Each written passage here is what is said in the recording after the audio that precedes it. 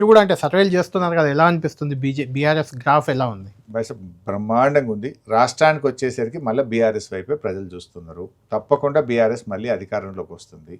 ఇది మేము కూడా అధికారం అనేది మాకు అధికారం కోసం కాదు, కష్టపడి పోరాడి తెచ్చుకున్న తెలంగాణ ఈరోజు ఇబ్బంది పడుతుంది. ఇలా సాగునీటి రంగంలో కూడా రేవంత్ రెడ్డి గారి తప్పుడు చర్యల వల్ల ఇవాళకి ఒక్క టీఎంసీకి కూడా హైడ్రాలజీ క్లియరెన్స్ ఒక ప్రాజెక్టుకు కేంద్రం నుంచి అనుమతి తేలేకపోయినారు.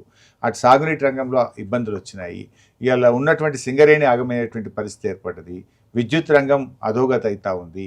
ఇవాళ డెవలప్మెంట్ మొత్తం కూడా స్టాండ్ స్టిల్. రియల్ ఎస్టేట్ ఏమైపోయిందండి? అసలు కుప్పకూలిపోయింది కదా హైదరాబాద్ రియల్ ఎస్టేట్. అసలు కేసీఆర్ గారు ఉన్నప్పుడు కొన్ని లక్షల మంది రియల్ ఎస్టేట్ మీద బతికిండ్రు. ఇలా ఎన్ఆర్ఐలు హైదరాబాద్లో ఒక అపార్ట్మెంట్ కొనుక్కోవాలంటే భయపడుతున్నారు. ఈయన పెట్టిన పిచ్చి హైడ్రా వల్ల ఈ మళ్ళీ ఎవడొస్తాడో, ఎవడు కూలగొడతాడో, దేంట్లో ఏం వెళ్తుందో అని ఇవాళ ఎన్ఆర్ఐలో ప్లాట్ కొనాలన్నా, ఒక ఇల్లు కొనాలన్నా, ఒక అపార్ట్మెంట్ కొనాలన్నా భయపడుతుండ్రు. నార్త్ ఇండియా వాళ్ళు వచ్చి పెద్ద ఎత్తున ఇక్కడ డబ్బులు పెట్టేవాళ్ళు. ఇవాళ వాళ్ళు ఎవరు కూడా ఏమో హైడ్రా అంతా ఆగమాగం ఉందట, నోటీసులు ఇస్తుందట అని ఎవరు డబ్బులున్న వాళ్ళు కూడా ఇలా ఇంట్లో పెట్టుకుంటున్నారు, బంగారం కొనుక్కుంటున్నారు, షేర్ మార్కెట్లో పెడుతున్నారు తప్ప రియల్ ఎస్టేట్ మీద పెట్టడం లేదు. రియల్ ఎస్టేట్ అనేది రాష్ట్ర ఆర్థికాభివృద్ధిని పరుగులెత్తిస్తుంది. కానీ రేవంత్ రెడ్డి యొక్క ఈ హైడ్రా లాంటి పిచ్చి చర్యల వల్ల ఇవాళ ప్రజలు డబ్బును రియల్ ఎస్టేట్లో పెట్టలేరు. ఎన్ఆర్ఐస్ డబ్బులు తెలంగాణకు పంపడం లేదు. ఉత్తర భారతదేశం నుంచి డబ్బులు ఇవాళ తెలంగాణకు రాక రియల్ ఎస్టేట్ కుప్పకూలిపోయిన పరిస్థితి. అంటే హరీష్ గారు, ఓ రియల్ ఎస్టేట్ నిజంగానే కొంత స్తబ్దుగా ఉన్నట్టే కనిపిస్తుంది. కానీ నిన్న ఎకరానికి 237 కోట్లు, అదంతా ఒక హైపు. ఒక పర్టికులర్ ప్లాట్స్ విషయంలో కొన్ని కంపెనీస్ మీద ప్రభుత్వం ఒత్తిడి తెచ్చి కొనిపించచ్చు, లేదా ఆ కంపెనీలకు ఆ పర్టికులర్ ప్లాటు ముఖద్వారంగా ఉండడము, వెనకంతా వాళ్ళ ల్యాండ్లు ఉన్నప్పుడు ఆ ముక్క మాకే ఉండాలనేటువంటి దాంట్లో రావచ్చు.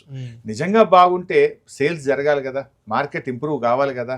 ఆ ఒక్క ప్లాట్ గురించి చూసి రియల్ ఎస్టేట్ బాగుంది అనుకుంటే మరి నీ ఆదాయం పెరగాలి కదా, స్టాంప్స్ అండ్ రిజిస్ట్రేషన్ ఆదాయం పెరగాలి కదా, నీ క్రయ విక్రయాలు పెరగాలి కదా. ఎందుకు ఇలా భూముల ధరలు తగ్గిపోయి ఇలా మీరు రూరల్ తెలంగాణ చూస్తే 50 లక్షలు 60 లక్షల ఎకరం ఉన్న భూమి ఇలా 30-35 లక్షలకు పడిపోయింది. రైతుల చేతిలో ఉన్న భూమి విలువ తగ్గిపోయింది, ప్లాట్లు ఆగిపోయినాయి. ఇలా ఇదే ప్రభుత్వం ఆ రోజు ఏం చెప్పిందండి, మేము ఎల్ఆర్ఎస్ అనే పథకం పెడితే నో ఎల్ఆర్ఎస్ నో బీఆర్ఎస్ అని మా మీద ప్రచారం చేసింది. ఎల్ఆర్ఎస్ కట్టొద్దు, మేము వస్తే ఫ్రీగా చేస్తామన్నారు. కానీ ఇప్పుడు ఏం చేశారు, ముక్కు పిండి ఎల్ఆర్ఎస్ పైసలు వసూలు చేస్తున్నారు. డేట్లు ఎక్స్టెండ్ చేసుకుంటా ప్రజల మీద భారం వేస్తున్నటువంటి పరిస్థితి మనం చూడట్లేదా? ఇవన్నీ ప్రజలకు అర్థం కావా? హరీష్ గారు, ఇప్పుడున్న పరిస్థితుల్లో అంటే బీఆర్ఎస్ పార్టీ విషయానికి వస్తే నిజంగా ప్రతిపక్ష పాత్ర పోషించాలంటే పార్టీ నిర్మాణం కావాలి. ఎందుకంటే ఉద్యమ పార్టీగా అప్పుడు ఏదో ఉద్యమంలో అందరు వచ్చారు వెళ్ళారు, పార్టీ నిర్మాణం పెద్దగా లేకపోయినా నడిచింది. అధికార పార్టీ ఆటోమేటిక్గా ఈగలు బెల్లం దగ్గరికి వస్తాయి కదా, అట్లా వచ్చేసారు నాయకులు. అప్పుడు కూడా బలంగానే కనిపించారు మీరు. ఇప్పుడు చూస్తే మీ పార్టీ నుంచి కొంతమంది పోతున్నారు తప్పితే వచ్చేవాళ్ళు లేరు. మీ పార్టీకి ఉన్న దాంట్లో కూడా నిర్మాణం లేదు. రాష్ట్ర అధ్యక్షుడు, వర్కింగ్ ప్రెసిడెంట్ తప్ప పెద్ద కార్యవర్గం కూడా ఎప్పుడో ఉన్నది. అది మా కార్యవర్గం అంటే ఏం చెప్పలేను. కానీ కళ్యాణ్ గారు జిల్లా అధ్యక్షుడు రద్దు అయిపోయారు. దాచుకునేది ఏం లేదు. అంటే ప్రతిపక్షంగా మీ పాత్ర పోషించాలంటే నిర్మాణం కావాలి కదా. 100% ఆ దిశగా మా అడుగులు ప్రారంభమైనవి. రద్దు చేసింది కూడా మంచి నిర్మాణం చేయడం కోసమే. మొన్ననే రాష్ట్ర కమిటీలో రద్దు చేసుకున్నాం.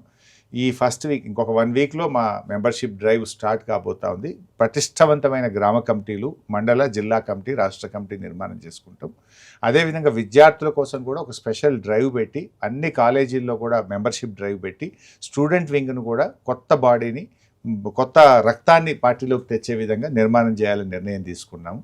అదేవిధంగా మా minority, SC, ST, BC wings కూడా సీనియర్ లీడర్స్ను, మంచి ఎఫెక్టివ్ లీడర్స్ను దానికి ప్రెసిడెంట్స్గా పెడుతూ ఆ వింగ్స్ను కూడా బాగా యాక్టివేట్ చేయాలి. ఉమెన్ వింగ్ను బాగా యాక్టివేట్ చేయాలి. ఉమెన్ లీడర్స్ను కూడా బాగా ఎంకరేజ్ చేయాలని చెప్పి మొన్న ముఖ్యులతో కేసీఆర్ గారి సమావేశంలో నిర్ణయాలు జరిగినాయి.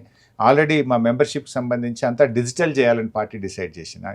ఈ బుక్స్ కాకుండా డిజిటల్ చేద్దాము, ఇంటింటికి వెళ్ళి ఖచ్చితంగా 100% డిజిటల్గా చేయాలని చెప్పి అనుకున్నాం. దానికి సాఫ్ట్వేర్ కూడా రెడీ అయిపోయింది. నెక్స్ట్ వీక్లో we are going to launch the membership drive, followed by గ్రామ కమిటీలు, పట్టణ కమిటీలు, జిల్లా కమిటీలు, రాష్ట్ర కమిటీలు అండ్ వింగ్స్ అన్నీ కూడా బలోపేతం చేసి పటిష్టవంతమైనటువంటి కార్యవర్గం వేయడమే కాదు, అన్ని జిల్లా కేంద్రాల్లో వాళ్ళకి ట్రైనింగ్ ప్రోగ్రామ్ కూడా ఒక 6 మంత్స్ పాటు వచ్చే 6 నెలలు విగరస్గా పార్టీ నిర్మాణం మీదనే బీఆర్ఎస్ పనిచేయబోతుంది. నిర్మాణము, శిక్షణ, కార్యకర్తలందరికీ కూడా మంచిగా పర్ఫెక్ట్గా వాళ్ళని టాకెటివ్గా తయారు చేస్తూ ఈ ప్రభుత్వ వైఫల్యాలను హ్యాండ్ బుక్స్ రూపంలో, స్పీచ్ల రూపంలో కార్యకర్తలను అన్నిటిని బలోపేతం చేయడం, వాట్సాప్ గ్రూప్ను స్ట్రెంథెన్ చేయడం, సోషల్ మీడియాను స్ట్రెంథెన్ చేయడం, క్యాడర్ను మనం ఏం చేశాము, మన బీఆర్ఎస్ ఏం చేసింది, కాంగ్రెస్ ఎట్లా విఫలం చెందిందో వాళ్ళకు బాగా కార్యకర్తలకు ట్రైనింగ్ ఇచ్చి ప్రజల్లోకి పంపాలి. వచ్చే 6 నెలలు బీఆర్ఎస్ పార్టీ కార్యవర్గ నిర్మాణము ట్రైనింగ్ మీదనే మేము పనిచేయబోతున్నాం. అంటే